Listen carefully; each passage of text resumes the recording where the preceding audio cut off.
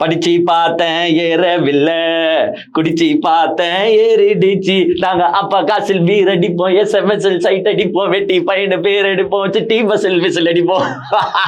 இந்த மாதிரி பாட்டை தான் வந்து பாத்தீங்கன்னா இன்னைக்கு டிவிகே எம்எல்ஏஸ் பாட போறாங்க. ஏன்னு கேட்டீங்கன்னா எல்லாருமே கோச்சிங் கிளாஸ்க்கு இன்னைக்கு போயிருக்காங்க. மக்களே மக்களே மக்களே, அதாவது நீங்களாம் வந்து கோச்சிங் கிளாஸ்லாம் யாருக்கு கேள்விப்பட்டிருப்பீங்கன்னா, நீட் டாக்டர் எக்ஸாமுக்கு ப்ரிப்பேர் ஆக போறவங்க வந்து பாத்தீங்கன்னா இந்த நீட் எக்ஸாமுக்காக கோச்சிங் சென்டருக்கு போவாங்க.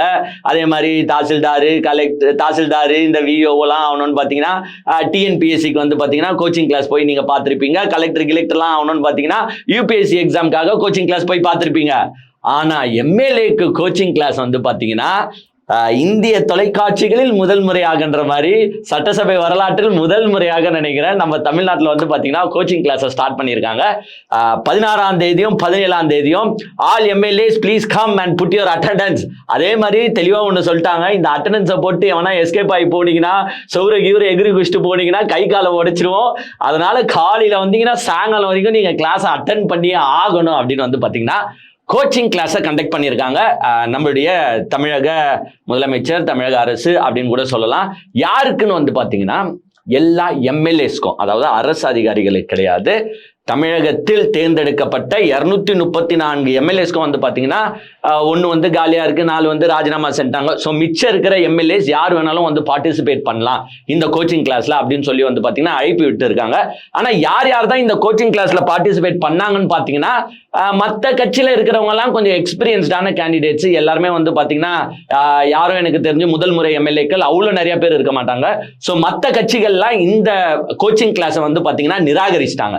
ஏங்க எங்களுக்கு ஆல்ரெடி அறிவு நிறைய இருக்கு, எங்களுக்கு ஆல்ரெடி எங்க தலைவர்லாம் சொல்லி கொடுத்துருக்காங்க, சட்டமன்றம்னா என்ன, எப்படி பேசணும், அதோட விதிமுறைகள்னா என்ன அப்படின்றதுலாம் எங்களுக்கு ஆல்ரெடி தெரியுங்க. ஸோ நீங்க சொல்லி கொடுத்து தான் தெரியணுன்ற அவசியம் எங்களுக்கு இல்லை.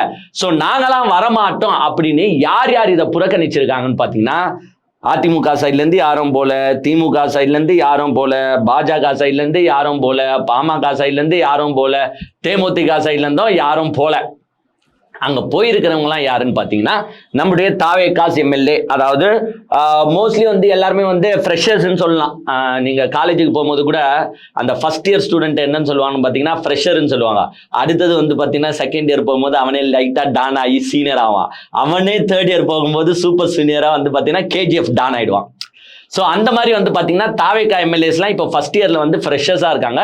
ஸோ அந்த ஃப்ரெஷர்ஸ் வந்து பார்த்தீங்கன்னா மோஸ்ட்லி கிட்டத்தட்ட 101 பேர் ஃபர்ஸ்ட் டைம் எம்எல்ஏஸ் நினைக்கிறேன். அந்த 101 பேரும் இன்னைக்கு பார்ட்டிசிபேட் பண்ண போகிறாங்க. எனக்கு தெரிஞ்சு கிட்டத்தட்ட ஒரு 140 எம்எல்ஏஸ் ஆச்சு ஃபர்ஸ்ட் டைம் எம்எல்ஏவாக இருப்பாங்க எல்லா கட்சியும் சேர்த்து. தாவேக்கால மட்டும் 101 MLA, but the others tend participate. இந்த 101 எம்எல்ஏஸ் வந்து பார்த்தீங்கன்னா இன்னைக்கு பார்ட்டிசிபேட் பண்ணுறாங்க. இங்கே என்னென்ன சொல்லி தர போகிறாங்கன்றது தான் முக்கியம். ஏங்க ஃபர்ஸ்ட் வந்து நம்ம என்னதான் இதை வந்து கலாய்ச்சாலும் எஸ் இதை வந்து நான் ஒரு நல்ல ஒரு இனிஷியேட்டிவாவே நான் பார்க்குறேன்னு வச்சுக்கலாம். ஏன்னா அவங்கள பத்தி உங்களுக்கு நல்லாவே தெரியும். தாவேகா எம்எல்ஏஸா யார் யார் இருக்காங்கன்னு பார்த்தீங்கன்னா சரக்கு வித்தவன், லாட்ரி டிக்கெட்டு வித்தவன், பாலியல் வன்கொடுமையில ஈடுபட்டவன், 1008 கேஸ் வச்சுனுக்கிறவன் தான் வந்து பாத்தீங்கன்னா தாவேகால ஃபர்ஸ்ட் டைம் எம்எல்ஏவாவே ஆகியிருக்கான். ஏங்க எல்லார் மேலேயும் வந்து பாத்தீங்கன்னா குற்ற வழக்குகள் இருக்கு. ஆக்சுவலா பெண்களை வந்து அடித்து துன்புறுத்துதல் வழக்கெல்லாம் வந்து பாத்தீங்கன்னா சில எம்எல்ஏஸ் மேல இருக்கு. பாலியல் வன்கொடுமை இருக்கான்னு எனக்கு தெரியல, பட் இந்த மாதிரி கேசஸ்லாம் வந்து பாத்தீங்கன்னா சில பேர் மேல இருக்கு. அவங்களாம் தான் ஃபர்ஸ்ட் டைம் எம்எல்ஏ ஆகியிருக்காங்க. ஸோ இவங்களாம் எப்படி நடந்துக்க போறாங்கன்றது ஒண்ணு இருக்குல்ல. ஏங்க அவுட் ஆஃப் சட்டசபை இவங்கலாம் எப்படி நடந்துப்பாங்கன்னு நம்மளுக்கு தெரியும். அடிச்சு தூக்கி போட்டு மிதிச்சிருவாங்கன்னு வச்சுக்கோங்க. பட் இன்சைட் த சட்டசபை எல்லாருமே வந்து பாத்தீங்கன்னா இப்ப சட்டசபை நடவடிக்கைகளை பார்க்க ஆரம்பிச்சுட்டாங்க. அதுவும் உங்களுக்கே நல்லா தெரியும். ரீல்ஸ் ஆச்சுன்றனால சட்டசபையை நடக்கிற ஆக்டிவிட்டிஸை மக்கள் பாக்குறாங்களோ இல்லையோ இவங்களே எடுத்து போட்டுருவாங்கன்னு கூட வச்சுக்கோங்க. ஸோ எல்லாருமே நம்மளை உற்று நோப்பாங்க எப்படி நடந்துக்கணும் அப்படின்றதுக்காக இந்த தமிழக அரசு எடுத்த இந்த இனிஷியேட்டிவை நான் மனசளவுல பாராட்டுறேன். என்னதான் அதை கலாய்ச்சாலும், பிகாஸ் இது வந்து என்னன்னா ஒரு எக்ஸ்பீரியன்ஸான பொலிட்டீஷியனுக்கு இதெல்லாம் தேவையானா கண்டிப்பா தேவை கிடையாது. பட் இவங்கெல்லாம் ஃப்ரெஷர்ஸ், அதுவும் தாவேக்காக்கே தெரியும் அவங்கள பத்திலாம். அதனால சரி இருந்தாலும் ஏதோ ஒண்ணு மக்கள் வந்து எப்படியோ யாரு என்ன ஏதுன்னு தெரியாம ஓட்டு போட்டு தேர்ந்தெடுத்துட்டாங்க. ஸோ தேர்ந்தெடுத்தவங்களுக்கு இந்த இனிஷியேட்டிவ் நம்ம பண்ணோன்ட்டு வந்து பாத்தீங்கன்னா 16th 17th இந்த வகுப்பை வந்து பாத்தீங்கன்னா ஸ்டார்ட் பண்ணிருக்காங்க. பட் இதுல இன்னொன்னு என்னன்னா நீங்க கவலையப்படாதீங்க. ஏன்னா இப்போ கிளாஸ்ல வந்து நீங்களாம் வந்து எப்படி இருப்பீங்கன்னு எங்களுக்கு தெரியல. இது எப்படின்னா ஒரு ஒரு ஒரு செக்ஷன் ஃபுல்லாவே வந்து பாத்தீங்கன்னா இந்த நாட்டி பாய்ஸா போட்டா அந்த கிளாஸ் ரூம் எப்படி இருக்கும்? அதுக்கு ட்ரைனிங் எடுக்க போற டீச்சரோட நிலைமையை கொஞ்சம் நினைச்சு பாருங்க. அப்படி கொடூரமா தான் இருக்க போது அந்த டீச்சரோட எக்ஸ்பீரியன்ஸ். ஸோ இவங்க என்னத்தை கத்துக்க போறாங்கன்றது நம்மளுக்கு தெரியல. பட் எல்லாருக்கும் நான் ஒண்ணு சொல்லிக்கிறேன், கேரண்டியா எந்த எம்எல்ஏவும் ஃபீல் பண்ணாதீங்க, முதலமைச்சர் விஜய் உட்பட யாரும் ஃபீல் பண்ணாதீங்க கிளாஸ் சரியா எடுக்கல, இவங்க என்ன எனக்கு ஒண்ணுமே சொல்லி தரல, விதியும் ஒன்னும் சொல்லி தரல, எதுவுமே ஒன்னும் சொல்லி தரல, யாரும் ஃபீல் பண்ணாதீங்க. 18ஆம் தேதி நீங்க சட்டமன்றத்துக்கு போனீங்கன்னா நம்முடைய எதிர்க்கட்சி தலைவர் உதயநிதி ஸ்டாலின் ஒருத்தர் அங்க இருப்பாரு. அவரு உங்களுக்கு நல்லா கிளாஸ் எடுப்பாப்ல. இந்த டீச்சர் கிளாஸ் எடுத்தாங்களோ இல்லையோ, உதயநிதி ஸ்டாலின் வந்து பாத்தீங்கன்னா உங்களுக்கு எதிர்க்கட்சி தலைவராக உட்காந்துக்கின்னு உங்களுக்கு வந்து ஃபுல் கிளாஸ் எடுப்பாரு. அதான் எப்படின்னா தாரை தப்பட்டை பியும் அளவுக்கு கிளாஸ் எடுப்பாருன்ற மாதிரி தான் பாத்தீங்கன்னா உங்களுக்கு கிளாஸ் எடுப்பாரு. ஸோ கவலையப்படாதீங்க, இந்த 2 நாளை முடிஞ்ச அளவுக்கு யூஸ் பண்ணுங்க. அப்படி இதுல வந்து லேட்டா வந்துட்டோம் சில பேர் சொல்லுவாங்க, சில பேர் வந்து சார் எங்க அம்மாவுக்கு உடம்பு சரியில்லை, இந்த கிளாஸ் என்னால அட்டன் பண்ண முடியாதுன்னு. சில பேர் சார் நான் பஸ்ல வந்துனே இந்த sir full traffic jam sir என்னால வர முடியலன்னு சொல்லுவாங்க. சில பேர் ஆக்சிடென்ட்னுவாங்க. ஸோ இந்த மாதிரி கேரக்டர்ஸ்லாம் வந்து பாத்தீங்கன்னா யாரும் கவலைப்படாதீங்க.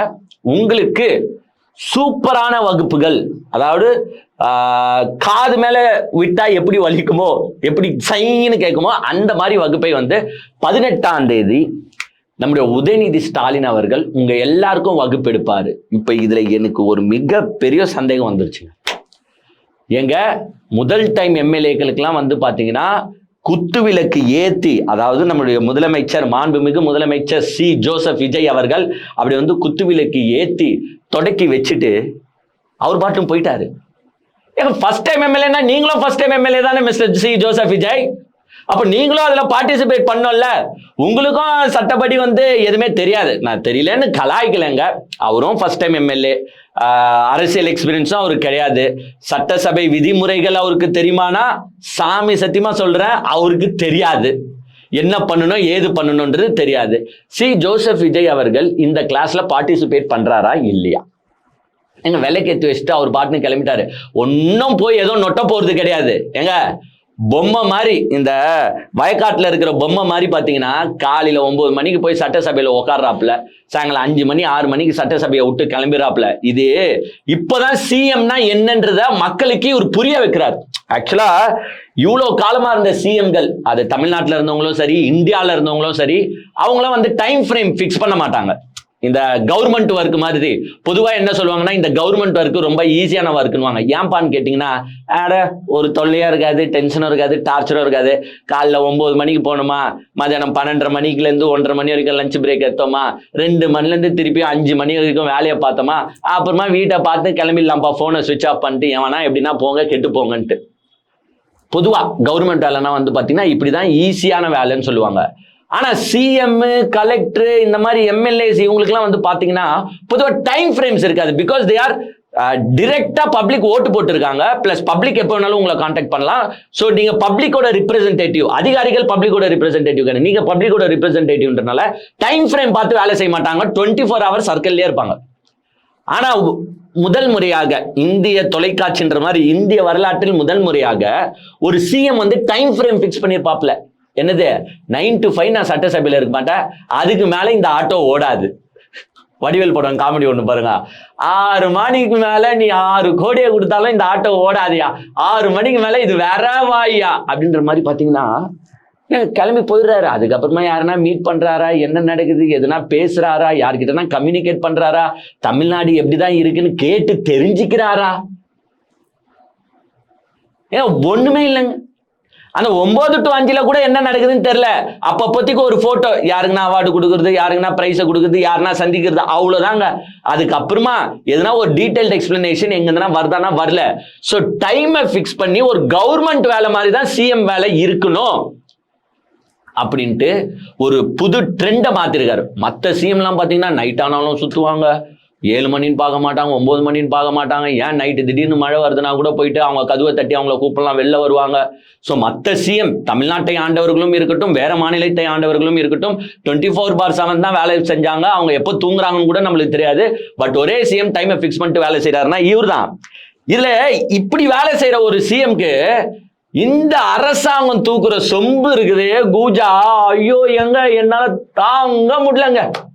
அதாவது இவர் இன்னைக்கு வந்தாரு, இந்த சட்டசபையில் பேசுவது எப்படி அப்படின்ற ஒரு திட்டம் கிடையாது. அப்படின்ற ஒரு கோச்சிங் கிளாஸை துவக்கி வைக்க இவர் வந்தார்ல, வரும்போது என்ன பண்றாங்கன்னா இவருக்கு வரவேற்பு தருவாங்க. ஒரு ஆங்கர் இருப்பாங்களா, எப்பவுமே அந்த ஆங்கர் வேலையை வந்து கட்சி நிகழ்ச்சினா யார் பாப்பாருன்னு பாத்தீங்கன்னா நம்முடைய ராம்மோகன் பாப்பாப்ல. ஐயோ சாரிங்க, ராம்மோகன் இல்ல, இப்ப வர மரியாதை பேசணும், நீங்க வேற அமைச்சர், நம்ம மாண்புமிகு அமைச்சர் திரு ராஜ்மோகன் தான் வந்து பாத்தீங்கன்னா நம்ம விஜய் சாருக்கு வரவேற்பு தருவாரு. அதுவும் எப்படி தருவாருன்னு உங்களுக்கே நல்லா தெரியும்.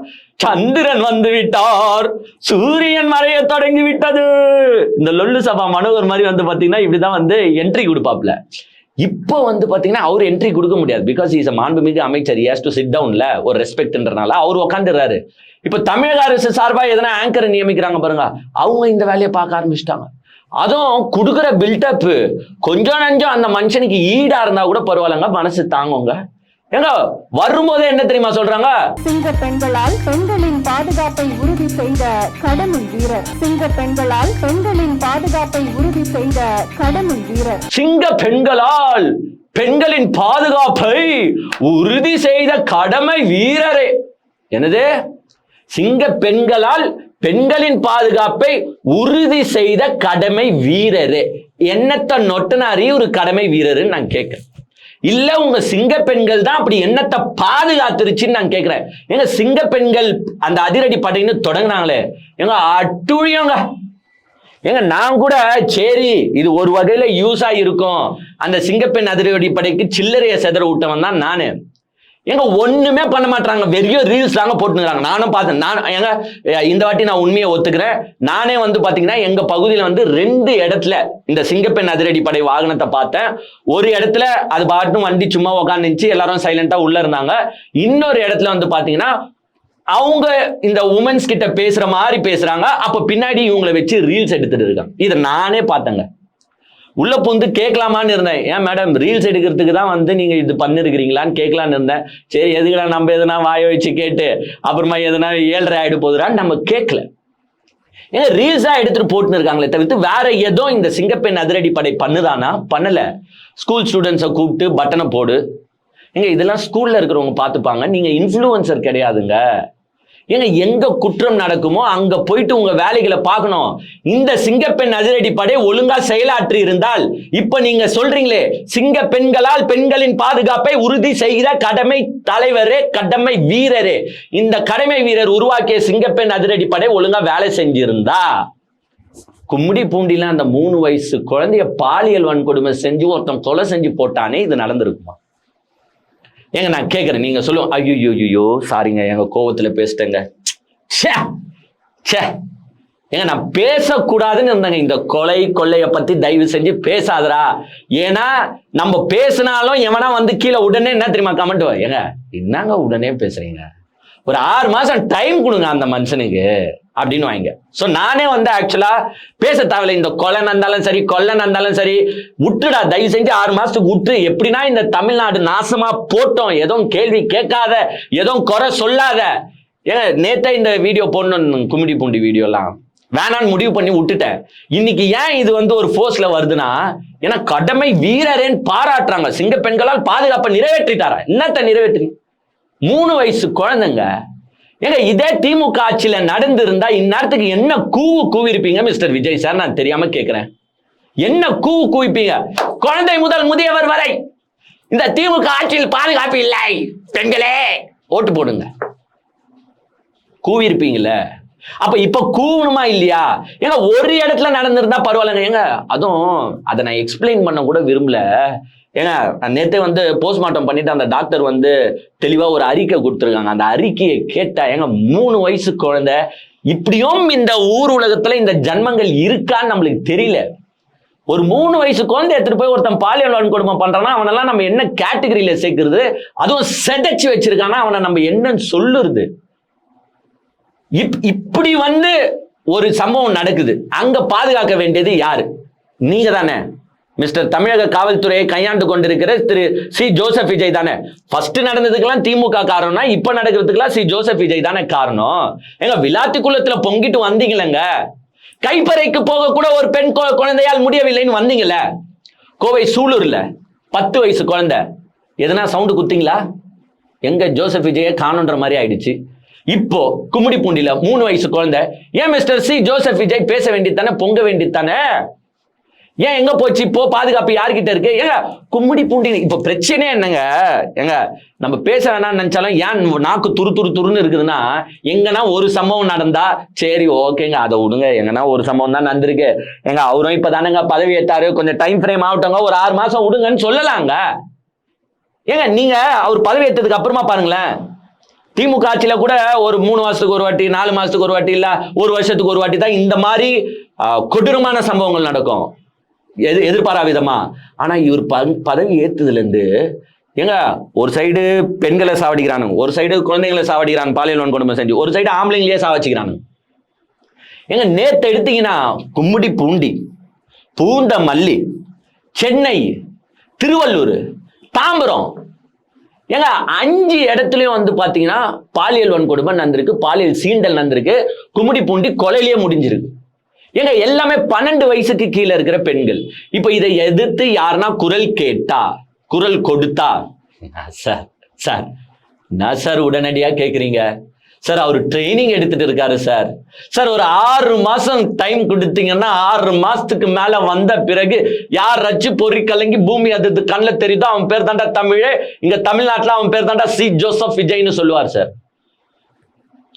ஏங்க இப்போ நம்ம ஏன் இவரை கேள்வி கேட்கிறோம்னா, ஃபர்ஸ்ட் ஒண்ணு தெரிஞ்சுக்கணும். ஏங்க இதே அதிமுக ஆட்சி அமைச்சிருச்சுன்னா கூட நம்ம இவ்வளவு இறங்கி இந்த கேள்வி கேட்டிருக்க மாட்டோம். ஏன்னா அவங்க அப்படி ப்ரொமோட் பண்ணி தன்னை முன்னிறுத்தி வரல. இப்போ ஒரு ரியல் எஸ்டேட்டை ப்ரொமோட் பண்ணுவாங்க, ஏங்க இந்த நிலம் பாத்தீங்கன்னா ஏர்போர்ட்டுக்கு மிக மிக அருகில்னுவாங்க. அப்ப ஏர்போர்ட்டுக்கு மிக மிக அருகில் இல்லைன்னா நம்ம கேள்வி கேட்போம்ல, யோ நான் ஏர்போர்ட்டுக்கு மிக மிக அருகில் என்ன பார்த்தா இதுனா ஒரு 30-40 கிலோமீட்டர் தூரத்துல இருப்பேன்னு கேட்போமா கேட்க மாட்டோமா? ஏங்க இந்த நிலத்தை வாங்கின்னு தோண்டினீங்கன்னா உடனடியா தண்ணி பிச்சுக்கின்னு அடிக்கணுங்க அப்படின்னு சொல்லுவானுங்க விற்கும் போது.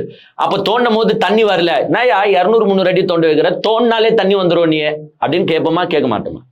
ஏங்க அதே மாதிரிதான் ஏடிஎம்கே ஒண்ணுமே நாங்க வந்து உன்ன சட்டத்தை தூக்கி நிறுத்திடுவோம், ஒரு கொலை நடக்காது, ஒரு கொள்ளை நடக்காது, ஒரு ரேப் நடக்காதுன்னு சொல்லி இருக்க மாட்டாங்க. சோ அவங்களை கேட்க மாட்டோம், okay let them take the டைம்னு விட்டுருவோம். ஆனா எங்க அண்ணன் என்னங்க சொன்னாரு, என்ன சொன்னாரு, நான் வந்த பிறகு பெண்கள் பாதுகாப்பு நோ காம்ப்ரமைஸ், குழந்தைகள் பாதுகாப்பு நோ காம்ப்ரமைஸ். அப்ப இங்க காம்ப்ரமைஸ் ஆகிட்டு இருக்கே மிஸ்டர் சி ஜோசப் விஜய், இதை கேட்கறது தப்பா? ஏங்க தப்பா தப்பில்லையா நீங்க சொல்லுங்களேன். ஏங்க என்னடா இந்த விஜய தொட்டும் அப்படின்னு நினைச்சு ஃபீல் பண்ண போறீங்க அப்படின்னு விஜய் சார் சொன்னாரு. எஸ், ஏண்டா அந்த விசில் பட்டனை தொட்டோன்ட்டு தமிழ்நாட்டு மக்கள் பூரா உட்காந்து யோசிச்சுங்கிறான். இப்போ ஒரு சைடு கரண்ட் டார்ச்சரு. ஏங்க இந்த சம்மர்ல கரண்ட் கட் ஆனா எவ்வளவு பெரிய கஷ்டம்ன்றத கரண்ட் கட் ஆனவன் வீட்டுல இருந்து பார்த்தாதான் தெரியும். எங்க சாமி புண்ணியத்துல என் வீட்டுல இன்வெர்டர் இருக்குங்க. ஏதோ என்னால வந்து அந்த கரண்ட் கட் ஆகுறத எக்ஸ்பீரியன்ஸ் பண்ண முடியலனாலும் சம்டைம்ஸ் வந்து இந்த லோ வோல்டேஜ் பிரச்சனையை நான் எக்ஸ்பீரியன்ஸ் பண்ணிருக்கேன். அதுவே எனக்கு காண்டாகுது. ஏன்னா கரண்ட் ஃபுல்லா கட் ஆனாதான் இன்வெர்டர் பேக்கப் வரும், அதாச்சும் ஃபாஸ்டா ஓடும். பட் லோ வோல்டேஜ் போது இன்வெர்டர் அப்படியே தான் இருக்கும். இந்த லோ வோல்டேஜ் டென்ஷனே நம்மளால தாங்க முடியல. கரண்ட் கட்டெல்லாம் நினைச்சு பார்த்தா முடியல. தமிழ்நாடு முழுக்க நடந்துட்டு இருக்கு. மாற்றம்னு வந்தாரு mister Vijay. What are you going to say for this? கேட்டா ஃபீஸ் கயிறை பிடிங்கிட்டானுங்க, கேட்டா டிரான்ஸ்ஃபார்மர்லாம் பழைய டிரான்ஸ்ஃபார்மரு, பழைய கேபிள், இதெல்லாம் ஒரு கதை, ஒரு அரசாங்கம் சொல்ற கதையாங்க இதெல்லாம்.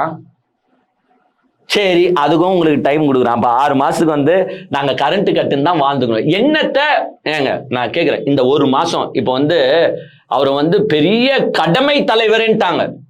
சாதா தலைவர்னு சொல்லியிருந்தா பரவாயில்லங்க, கடமை அதாவது கடமை வீரரேன்ட்டாங்க. அந்த கடமை வீரரை கேட்கிறேன், இந்த 1 மாசத்துல நீங்க செயல்படுத்தின எதுனா ஒரு விஷயம் 100% சக்சஸ் ஆயிடுச்சு சொல்லுங்களேன். சிங்கப்பெண் அதிரடிப்படை கம்ப்ளீட் ஃபெயிலியர், அது இன்னுமே ஃபெயிலியர் ஆகி தான் போக போகுது. ஏன்னா போற போக பார்த்தா எனக்கு நல்லாவே தெரியுது, வெறும் ரீல்ஸுக்கு தான் அந்த சிங்கப்பெண் அதிரடிப்படை வேலை செஞ்சுட்டு இருக்குதே தவிர்த்து மற்ற எதுவும் இல்லை. So complete failure. 717 மதுக்கடையை மூடுறேன்னு சொல்லியே வந்து பார்த்தீங்கன்னா கிட்டத்தட்ட 3 வாரம் 3.5 வாரம் 4 வாரம் ஆயிடுச்சுங்க. லிஸ்ட்டை ரிலீஸ் பண்ணுங்க. ஏங்க 717 மதுக்கடைகளை நான் மூடுறேன்னு சொல்லி இருந்தேன். 717 மதுக்கடையும் மூடிட்டேங்க. தாங்க லிஸ்ட், போய் வேண்டாம் செக் பண்ணிக்கோங்க எதிர்கட்சியே அப்படின்னு லிஸ்ட்டை தூக்கி போடுங்களேன். ஏங்க 717 கடை மூடல ஃபர்ஸ்ட். எங்க போய் பார்த்தீங்கன்னா பாதி கடை செயலில் தான் நடந்துருக்குது. அவன் வந்து அந்தந்த மாவட்ட செயலாளருக்கும் அங்கே இருக்கிறவங்க லோக்கலில் பார்த்துட்டு அவன் நடத்தின்னு தான் இருக்கிறான். இவங்க மூடின கடை பக்கத்துலயும் என்ன இருக்குதுன்னு பார்த்தீங்கன்னா ஒரு பிரைவேட் பார் ஒன்று வந்துருது. ஏங்க மைண்ட் ஷாப்பை மூட சொல்லுறது எதுக்கு? அங்கே கோயில் இருக்கு, அங்கே ஸ்கூல் இருக்கு, குடிக்கிற பழக்கம் அந்த சரௌண்டிங்ல இருக்கக்கூடாதுன்னு தான். நீங்க கவர்மெண்ட் டாஸ்மாக் மூடிட்டு அங்கே பிரைவேட்டை வர வச்சா என்ன பிரயோஜனம்னு நான் கேட்குறேன். ஸோ வெள்ளரிக்கை விடுங்க, சரி அதெல்லாம் நந்தன் போட்டாங்க. 717 கடையில் நான் மூட்டேங்க. அந்த லிஸ்ட்டை விட்டிங்கன்னா நாங்கள் ரோஸ்ட் பிரதர்ஸே களத்தில் இறங்கி நாங்கள் போய் செக் பண்ணுறோம். ஏங்க ஆமாங்க, இதோ பாருங்க விஜய் சார் வந்து 717 கடையை மூடன்னு சொன்னார், மூடிட்டாருங்க அப்படின்னு சொல்கிறோம். எதுவுமே சக்ஸஸ்ஃபுல் கிடையாதுங்க. எங்க கொலை நடந்துட்டே இருக்கு. எங்க கோவை சூலூரில் அந்த பொண்ணு சாவச்சாங்கல்ல, ஏங்க அந்த பொண்ணு பாடியை வந்து பார்த்தீங்கன்னா அவங்க அம்மாக்கே தெரியாமல் தூக்கின்னு போய் அடக்கம் பண்ணிட்டாங்க. ஏங்க இங்க கும்மிடி பூண்டில அதே மாதிரி ஒரு கதை. கும்மிடி பூண்டில அடக்கம் பண்ண வேண்டியது கும்மிடி பூண்டில, ஆனா தூக்கின்னு போய் பொன்னேரியில. இப்படி இந்த ஆட்டோ டிரைவர்ஸ்லாம் வந்து பாத்தீங்கன்னா லெஃப்ட்ல இண்டிகேட்டர் போட்டு ரைட்ல சைன் போயிடுவாங்க. அந்த மாதிரி இவங்க என்ன பண்றாங்கன்னு பாத்தீங்கன்னா கும்மிடி பூண்டில தான் அடக்கம் பண்ண போறோம், கும்மிடி பூண்டில தான் அடக்கம் பண்ண போறோம், தூக்கின்னு பொன்னேரிக்கு போயிட்டாங்க. ஸோ இந்த மாதிரி எதனா ஒரு மடைமாற்று வேலைகளை தான் வந்து இந்த கட்சி செஞ்சுட்டு இருக்கு, இந்த தமிழக முதல்வர் செஞ்சுட்டு இருக்காரு, இந்த தமிழக அரசு செஞ்சுட்டு இருக்கு. ஏங்க திருப்பி சொல்றேன், நீங்க இதுல எதனா ஒரு நல்லது பண்ணியிருந்தா அந்த நல்லதை எடுத்து பேசுறதுக்கு நாங்க ஆல்வேஸ் தயாருங்க. நான் இப்ப மறுக்க அந்த சென்டென்ஸை சொல்லுவேங்க. நீங்க நாளைக்கே ஒரு நல்லது செஞ்சா அந்த நல்லதையும் பேசுவோம். ஆனா நீங்க கெட்டது செய்யும் பட்சத்தில் கெட்டதை பேசிதானே ஆகணும், வேற வழி எங்களுக்கு கிடையாது. மக்கள் கேட்குறாங்க, மக்கள் டார்ச்சர் ஆடுறாங்க, கஷ்டப்படுறாங்க, அப்ப அதை பேசிதானே ஆகணும். ஆனா அதுக்கெல்லாம் பதில் வராது. எங்க அங்க நடானா ஒரு பாலியல் கொலை பிளஸ் பாலியல் வன்கொடுமை வந்து பாத்தீங்கன்னா 5 இடத்துல நடந்திருக்கு. எங்க அண்ணன் உக்காந்துக்கிட்டு சரி அதுக்கு எதனா ஃபீல் பண்ணுவாப்லன்னு பார்த்தா உக்காந்துக்கின்னு செலிபிரிட்டிஸோட போட்டோ எடுத்துட்டு இருக்காரு தன்னுடைய நண்பர்களோட. அதாவது நேற்று போய் நிறைய பேர் போய் பார்த்துருக்காங்க. உதாரணத்துக்கு சிம்ரன் போயிருக்காங்க, விஷால் போயிருக்காரு, சாமு போயிருக்காரு, சிம்பு போயிருக்காரு. எல்லாரு கூடயும் உக்காந்துக்கிட்டு சிஎம்ஏ போட்டோ எடுத்துட்டு இருக்காரு. தவிர்த்து டேய் அங்க ஒரு குழந்தைய கும்மிடி பூண்டியில வன்கொடுமை செஞ்சு கொலை பண்ணிருக்கானுங்க, அங்க தாம்பரத்துல ஒரு பாலியல் கேஸ், அங்க சென்னையில ஒரு பாலியல் கேஸ், அங்க பூந்தமல்லியில ஒரு பாலியல் கேஸ். இதெல்லாம் பத்தி கவலைப்படல, உக்காந்து போட்டோ எடுத்துன்னு இருக்காப்ல. இதை கேட்டா நம்மள என்ன தெரியுமா சொல்லுவானோ, 6 மாசத்துக்கு முன்னாடியே கேக்குற, 6 மாசம் பொறுத்துறியா, எங்க விஜய் அவங்க ஃப்ரெண்டு கூட போட்டோ எடுக்க கூட பெர்மிஷன் தர மாட்டீங்களா, டைம் கிடைக்க மாட்டாதுயா, கொடுக்க மாட்டீங்களா, இதெல்லாம் நான் கேட்பீங்க. என்ன மாதிரி ஆட்கள் கிட்ட நீங்க வந்து கொடுத்திருக்கிறீங்க பொறுப்புன்னு பார்த்துக்கோங்க. இதே முன்னாள் முதலமைச்சர் மு.க. ஸ்டாலின் இங்க கொலையும் பாலியலும் நடந்துட்டு இருக்கும்போது கூப்பிட்டு சினிமா செலிபிரிட்டிஸை சந்திச்சுட்டு இருந்தா இந்த வர்ச்சுவல் வாரியர்ஸ் இந்நேரத்துக்கு சும்மாவா இருந்திருப்பானுங்க? கொஞ்சோண்டு நீங்களே சொல்லுங்களேன், இந்நேரத்துக்கு என்னென்ன பேச்சு பேசியிருப்பானுங்க. என்னமோ நம்ம கத்தி என்ன ஆக போகுது, லாஸ்டா என்னங்க ஆக போகுது, நம்ம தொண்டை வலிக்க போகுது, உங்க டைம் வேஸ்ட் ஆக போகுது, அவ்வளவுதான். ஸோ இன்னைக்கு வந்து பாத்தீங்கன்னா இந்த கிளாஸ் எடுத்துட்டு இருக்காங்க. ஸோ எஸ், கிளாஸ் எடுக்கிறது நான் திருப்பி சொல்லுவேன், இட்ஸ் அ குட் இனிஷியேட்டிவ், அதுல தப்பு கிடையாது. அந்த பயிற்சி வகுப்புல இருக்கிற எம்எல்ஏஸ்லாம் தயவு செஞ்சு யூஸ்ஃபுல்லா யூஸ் பண்ணுங்க. இதுல எங்க 101ல ஒரு 70 தேராத பீஸா இருந்தாலும் ஒரு 30 வந்து கொஞ்சம் கத்துக்கணும்னு ஆசை இருக்கிற பீஸா இருக்கலாம். ஸோ அந்த எம்எல்ஏஸ்லாம் கொஞ்சம் யூஸ் பண்ணிக்கோங்க, கொஞ்சம் கத்துக்கோங்க. ஏன்னா ஜேசிடி பிரபாகர் வந்து அவர் இன்னைக்கு பேசினாரு. அவர் இன்னைக்கு பேசும்போது என்ன சொல்றாருன்னா, அந்த காமெடி எப்படிங்க என் வாயால சொல்லுவேன். ஃபர்ஸ்ட் வந்து பாத்தீங்கன்னா திமுக ஆட்சியில் இருக்கும்போது திராவிட மாடல் ஆட்சின்னு சொன்னாங்க பாருங்க. இப்ப எல்லாரும் என்ன சொல்லணுமா, விஜய் மாடல் அரசு. எது? விஜய் மாடல் அரசு. இப்படி கரண்ட் இல்லாம சுத்துறதும் இப்படி கொலை நடந்துட்டு இருக்கு பாருங்க, இதுதான் வந்து விஜய் மாடல் அரசா. ஸோ அவர் வந்து விஜய் மாடல் அரசு இது, விஜய் வந்து ஒரு வீரிய தலைவராக செயலாற்றி கொண்டிருக்கிறார் அப்படின்னு. சரி விடுங்க, அவர் என்ன செய்யறதுங்க, அப்படிலாம் வந்து அவர் எதுனா கூஜா தூக்குனாதான் சபாநாயகராக இருக்க முடியும், இல்லைன்னா இவர் தூக்கி போட்டு வேற யாருன்னா போட்டுருவாங்க. ஸோ ஜேசிடி பிரபாகர் வந்து இன்னைக்கு பேசும்போது கொஞ்சம் நல்ல கிளாஸ் எடுத்தாருங்க. புதிய சட்டமன்ற உறுப்பினர்கள்லாம் தயவு செஞ்சு லைப்ரரிக்கு போங்க, லைப்ரரியில போயிட்டு படிங்க, எல்லா தலைவர்களும் என்னென்ன பேசினாங்க, இந்த சட்டசபையை எப்படி ஹேண்டில் பண்ணாங்க. ஏன்னா சட்டசபைன்றது சாதாரண விஷயம் கிடையாது. இங்க நடக்கிற ஒரு சின்ன விஷயம் கூட ஒரு ஆட்சி மாற்றத்தையே ஏற்படுத்தும்.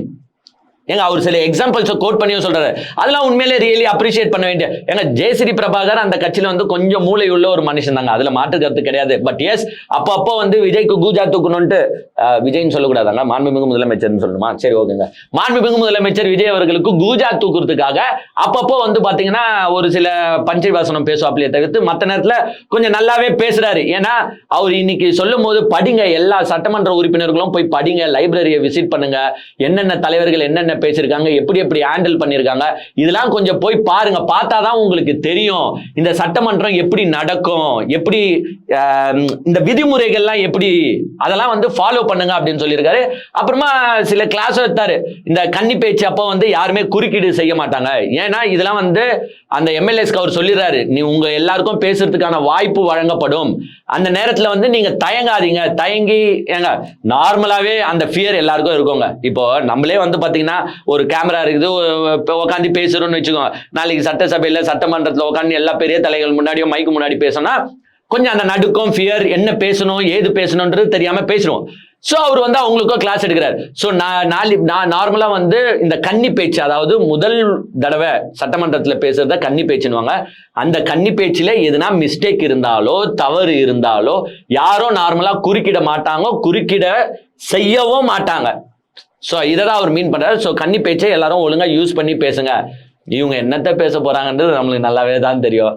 எங்கள் கில்லி பட நாயக மாண்புமிகு முதலமைச்சர் விஜய் அவர்களே, சுறா படத்தில் ஸ்விம் பண்ணி வந்த முதலமைச்சர் விஜய் அவர்களே, கோட்டு படம் மூலம் தான் ஓஜி என்று நிரூபித்த விஜய் அவர்களே, லியோ படம் மூலம் சரக்கை ப்ரமோட் பண்ண மாண்புமிகு முதலமைச்சர் விஜய் அவர்களே அப்படின்ட்டு அவருக்கு உக்காந்துக்கிட்டு ஜாலரதான் அடிக்க போறாங்க. வேற என்னத்த மிகப்பெரிய பிரச்சனையா பேச போறாங்க. ஸோ அந்த கன்னி பேச்சை ஒழுங்கா யூஸ் பண்ணிக்கோங்க அப்படின்னு வந்து பாத்தீங்கன்னா ஜேசிடி பிரபாகர் அவர்கள் பேசியிருக்காரு. ஸோ ஜேசிடி பிரபாகர் அந்த கத்துக்கோங்க, படிங்க, லைப்ரரி போங்க, சில விஷயத்த கத்துக்கோங்க அப்படின்னு சொல்லுறத உண்மையிலே நானும் வரவேற்கிறேன். இந்த எம்எல்ஏஸும் கொஞ்சம் தயவு செஞ்சு யூஸ் பண்ணி சட்டமன்ற விதிமுறைகள்னா என்ன, நடவடிக்கைகள், அது இது லொட்டு லொசுக்கு எல்லாத்தையும் எடுத்து கத்துக்கோங்க. ஏங்க ஏதோ தெரிஞ்சோ தெரியாமையோ எம்எல்ஏ ஆயிட்டீங்க, 5 வருஷத்துக்கோ என்னமோ எம்எல்ஏவா இருக்க போறீங்க. கொஞ்சம் இதெல்லாம் கொஞ்சம் ஸ்டெப் எடுத்து கத்துக்கிட்டு மக்களுக்கு உங்களுடைய சீரிய பணிகளை செவ்வனே செய்ய வேண்டும் என்று நான் கேட்டுக்கிறேன். ஸோ ஒழுங்கா இந்த 2 நாள் கிளாஸை யூஸ் பண்ணீங்க. யாரும் சௌர கியூரை எகிரி குச்சி எஸ்கேப் ஆகி ஓடுற போறீங்க.